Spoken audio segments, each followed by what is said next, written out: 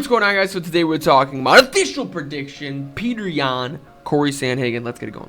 Aaron Rodgers, Conor McGregor versus Tony Ferguson. So isn't it interesting how life works itself out? So if you watch Cory Sandhagen versus TJ Dillashaw, TJ Dillashaw was a lot more messed up.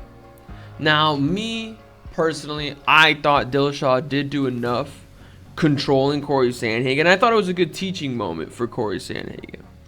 Right? There's multiple ways to win a fight, and controlling your opponent for 2-3 minutes in 3 different rounds, regardless of how much action you're doing. I don't personally like it. I don't like watching it. I don't like people doing it. It's like in basketball, if someone can only shoot from one spot, but they beat you because they got enough, shots at that spot. It's annoying, it's obnoxious, but it is what it is, right? But if you watch that fight, and a lot of people will tell you, Cory Sandhagen looked the most impressive in that fight. Maybe he didn't win the fight, but he definitely looked the most impressive in that fight. And then we look at what happened with Petr Yan versus Aljamain Sterling, where he's literally dominating the fight, and then he loses.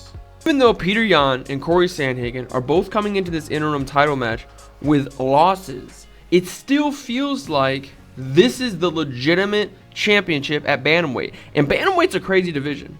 Dominic Cruz, Jose Aldo, Frankie Edgar, TJ Dillashaw, Cody Garbrandt. Those are 5 guys who are all either former champions or were very, very close. I actually think those are all former champions who are trying to get back there. They're trying to get back to it. And then you have a rising star like Sean O'Malley. And then you have guys like Rob Font, as well as Cory Sandhagen, and even Aljamain Sterling.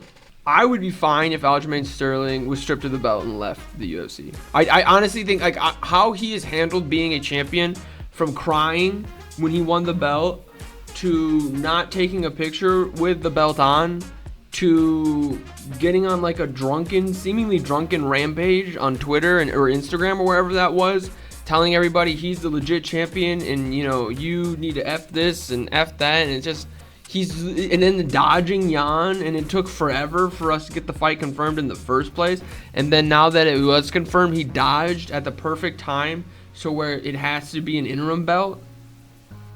Like, the dude's kind of a trash person, right? I don't really know him personally, that's why I said kinda, but from everything I've been able to tell, he seems like a trash person, and it's his fault that the best division in the UFC has been on stall. But getting to the actual prediction, I don't think it's an apples to apples comparison of Yan dominated Sterling, who dominated Cory Sandhagen, right? This is probably going to be a stand-up fight, and in a stand-up fight, Cory Sandhagen has a lot, right? We saw Cory Sandhagen struggle against TJ Dillashaw. How did he struggle against TJ Dillashaw? It wasn't on the feet. Every time Dillashaw threw one good shot, Sandhagen came back with 2. We really haven't seen Cory Sandhagen struggle unless he's been grappling, right? But you could argue the same for Cory Sandhagen versus Petr Yan.